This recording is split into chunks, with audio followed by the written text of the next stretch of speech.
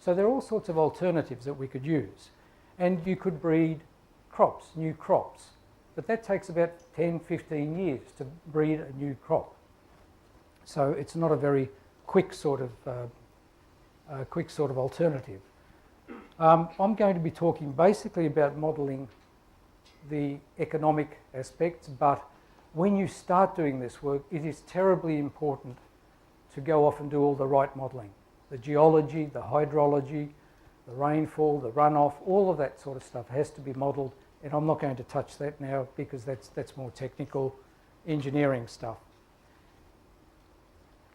So here are the sort of costs that you might face. You might face labour costs, materials costs, fuel, all of those sorts of things have to be brought into your cost-benefit analysis. Now, please note that labour is a cost.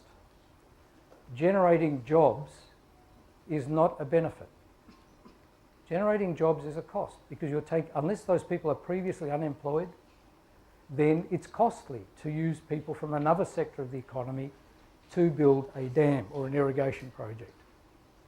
And there's all sorts of other things which I've listed up here, including the one that's often missed, and that's more roads. You might need, if you produce more crops from this irrigation area, you need to get those crops to market somehow. And people often forget that. They also forget, Three Gorges Dam is an example. Well, they didn't forget, but it just happened that the dam went ahead without worrying about the silting problem. So you need to think about future costs as well. Then there's a whole lot of intangibles that we could talk about.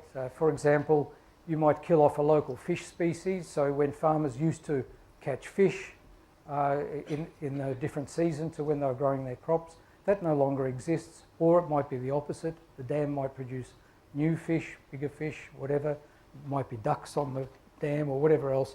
All of those sorts of things need to be taken into account, and cost-benefit analysis, properly done, will take all of that into account. And there are ways of doing it, and they're used all the time. So probably the best way of modelling, of estimating costs and benefits for a dam, for irrigation, is the increase in crop production. So there are other ways that you could do it. You could ask people, for example, how much they're willing to pay for additional water. That is a little bit problematic because sometimes you don't get very good answers because people play games and so on. It is much easier to do it through what's called intermediate production, and here it's the increase in crop production that we would think about. And I think Ali was sort of talking in that sort of way. But it might be that there are other things that you could do. You could look at the reduced cost of erosion. So for example, if you have a dam, you stop floodwaters coming down, you don't lose as much land when it erodes and all of that. And all of these costs would be taken into account.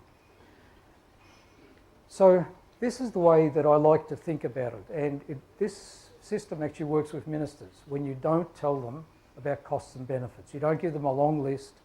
You don't go giving them big tables because their eyes glaze over just like mine do. You don't show them equations. Just show them something like this.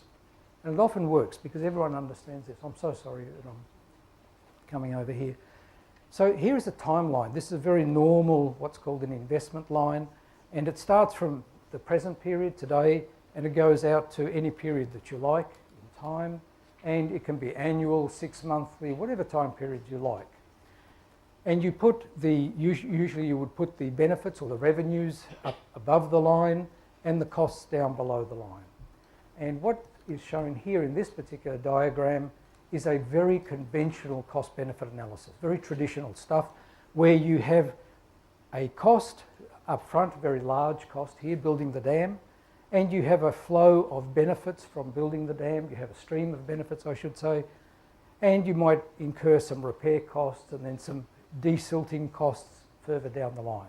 And you simply discount these back. I'm not going to go into discounting in detail here, but you simply work all of these out, add up the costs, add up the benefits, see which one's bigger, and you go ahead. Very conventional sort of cost-benefit analysis. But it implies that you have certainty. You know what's going to happen. All of those costs and benefits were certain. Here, this diagram is just meant to illustrate what Ali was talking about in terms of discounting. Future costs and future benefits are actually worth less than the ones today. It's like me. If you lend me, say, 500 baht or something, then I don't want to repay it today. I would much prefer to pay you back in 10 years' time because I can do things with it in between. And it's the other way around. If I want to receive money from someone, I want it now because I can do things with it. That's all discounting is. Benefits received today are worth much more than the ones in the future, and those dotted lines show that. And the same with costs. The cost is much more onerous, it's much harder to bear up front than it is further into the future. So we adjust our conventional cost-benefit analysis in that way. But then we can start thinking about climate change, and just about every cost-benefit analysis at the moment only deals with risk rather than uncertainty. There's a difference, and it's a very traditional difference in economics, but I think it's breaking down.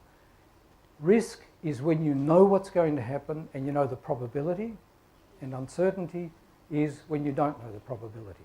So when you know the probability, it's what Ali was calling expected values, then you can multiply or you can add on extra bits when you know what the probability of climate change is. You know roughly what those green lines are going to be, and you add them on to your costs and benefits. Just as simple as that. But that's when you know the probabilities. Now, we don't know the probabilities for climate change. We have nothing to base it on. Totally ignorant of this. Because we haven't had it in the past, we can't predict the future. There is no way that we know those probabilities. Yet that is the way most cost-benefit analysis is done at the moment. So there must be another way.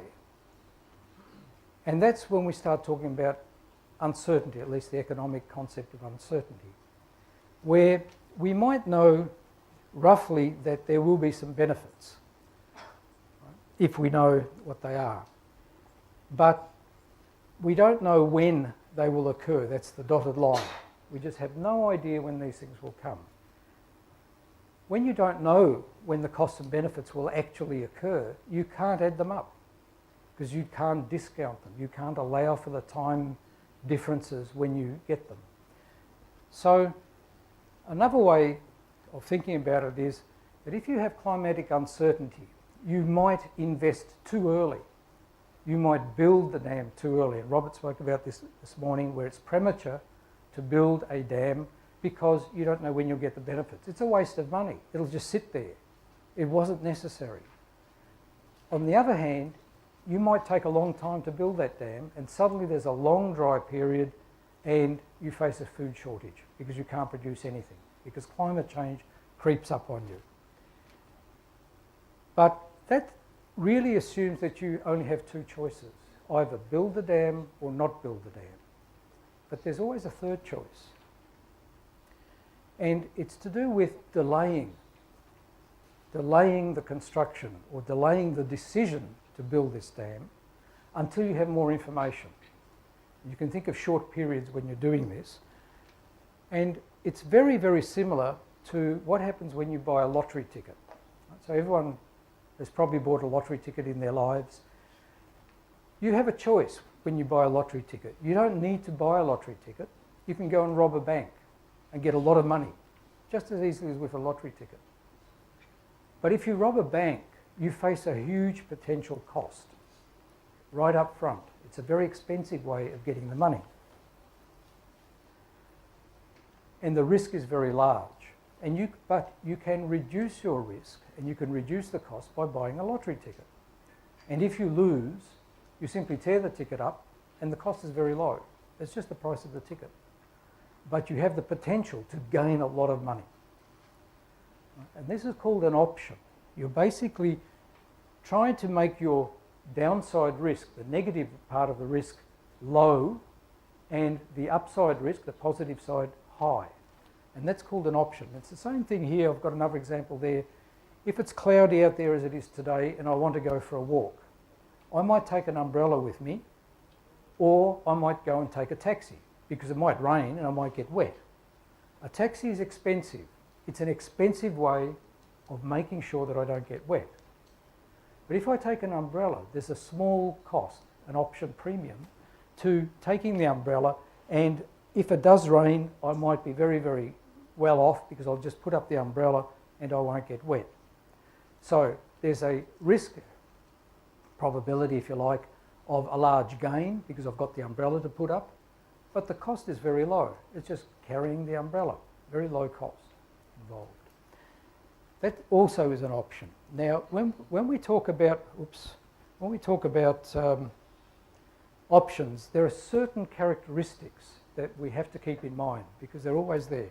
First of all, when I talk about real options, I mean that they're physical. It's a physical investment. It's not a financial option like a lottery ticket or insurance. It's a real investment. It's made of bricks and mortar. Secondly, I have a right to exercise, but there's no obligation. So if I win the lottery, I don't have to claim it. There was a case recently, I think, in America where someone didn't claim the lottery prize simply because they didn't want to change their way of life. There was a benefit to them of not claiming the lottery prize. So they delayed it. They didn't claim the lottery prize because they had a right to exercise this claiming of the prize whenever they want. There was no obligation. A really important part of it is actually delaying the decision. If you can delay the decision, then you can create an option. So that's very, very important that you can actually delay a decision. You need to pay some sort of cost. It's called the option premium. You have to acquire this right to exercise the option, and the other things we won't worry about, but there's usually a contract period, so-called, that's involved. So the question is, if you get married, or if you live with someone, do you buy a large house or a small house? You're uncertain. You don't know. You might have a large family one day, maybe, or your relatives might move in with you, or you might have a business in that house, but you don't know whether you should have a large house or a small house. And a large house is very expensive. There's no option involved. You buy the house immediately. You face the cost right up front. So an option would be to buy a small house, but with enough land around it to one day extend it if you need to extend it. This is very much an option. The cost is lower, the initial cost is lower, but you have the right to expand it one day if you need. This is a very simple, everyday, intuitive example of an option, and that's all it comes down to, very intuitive. Here's a climate change example. So as it gets hotter, do you build a long runway or a short runway at your local airport? Now, long runway is very expensive. You know, anyone who's been involved with transport knows how expensive it is to build a runway. Very, very expensive. So you have a choice. You can build a short one or a long one, but you don't know when you should build a long one. It's uncertain. You don't know when it's going to get hotter. Who knows? And will it get hotter all year round, just once or twice a year? All of that's very uncertain. So the option here is you build for a lower cost a short runway, but you buy some land at the end of the runway so one day you can expand. Now it's even cheaper to now combine a financial option with this real option. You don't buy the land. You buy an option from the farmer. You give him some money and you say, in the next 50 years, I want the right to be able to buy that land. And if you need to buy it, then you'll buy it for the current price. And if you don't need it within that next 50 years, you don't have to pay any cost at all. There's a financial option involved. Here's a couple of other examples which people may recognise. So Kuala Lumpur did a very clever thing. So in Malaysia, they built a tunnel under the city, but it wasn't just a tunnel. It's not just like an ordinary road tunnel that we see here.